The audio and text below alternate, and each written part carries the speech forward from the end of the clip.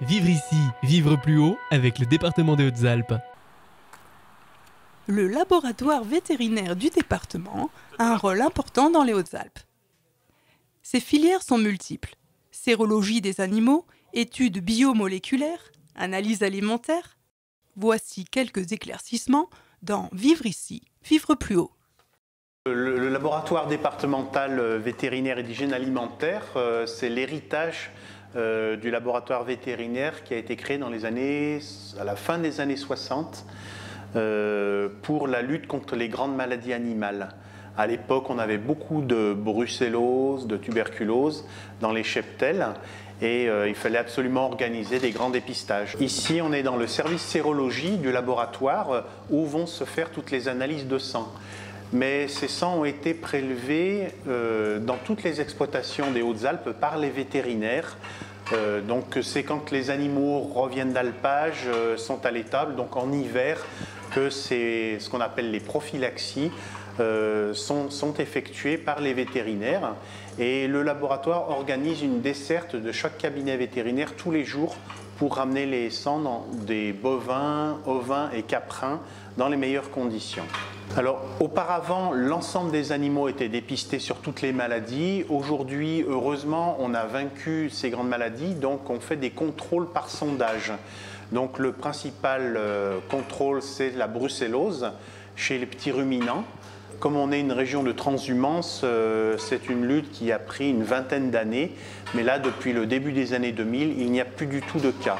Mais par contre, on s'est diversifié pour effectuer des diagnostics sur les maladies qui ont un enjeu de santé dans les troupeaux. Et une des plus importantes que l'on a dans les Hautes-Alpes, c'est tout ce qui concerne les maladies de la reproduction, donc qui peuvent faire avorter les cheptels. Donc là, il y a des plans spécifiques pour essayer de trouver les maladies et proposer des traitements qui sont faits donc, par les vétérinaires. Le fait de se préoccuper de la santé de la faune sauvage, c'est également une spécificité de notre département qui aujourd'hui a une notoriété qui va bien au-delà de nos frontières. Dans l'unité biomoléculaire, on va rechercher des fragments génétiques, donc soit ADN, soit ARN, des éléments pathogènes qui provoquent les maladies des animaux, ou également quelquefois qu'on retrouve dans les denrées alimentaires. On a ce qu'on appelle des amorces, des primers, qui sont des petits bouts d'ADN qui vont essayer de retrouver leur homologue d'agents pathogènes, et qui ensuite vont se coapter et il va y avoir des réplications, des sortes de photocopies, jusqu'à en avoir quelques millions ou milliards, et à ce moment-là, on pourra les détecter par des techniques de fluorescence. Ça, c'est le principe de l'analyse. On a mis ça en place au moment de la vache folle, où là on a eu une énorme demande au moment de la crise de la vache folle. Donc il a fallu s'organiser en 3-8, faire ça pour rendre les résultats le jour même.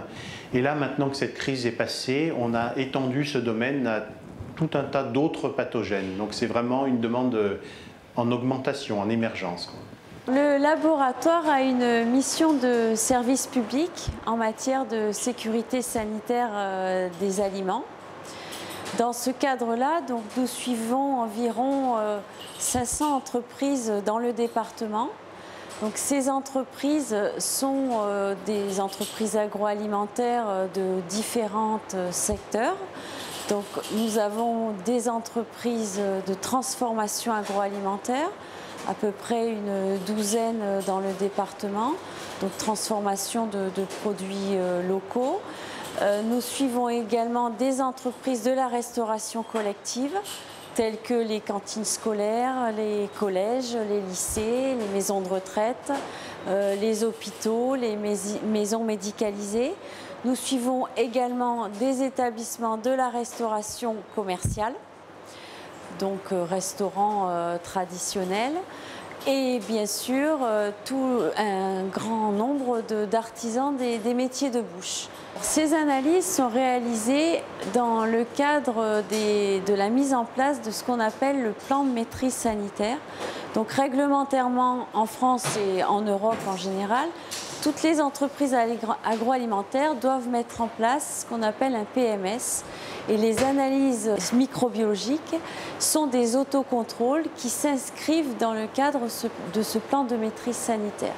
Donc on les accompagne à la fois sur le plan des analyses, mais aussi sur le plan de la formation.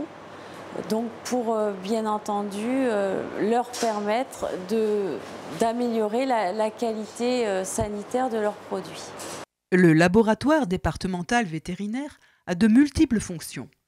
De la lutte contre la brucellose dans les années 60, aux maladies de la reproduction, en passant par la gestion de la crise de la vache folle. C'est un véritable atout pour notre région agricole. Vivre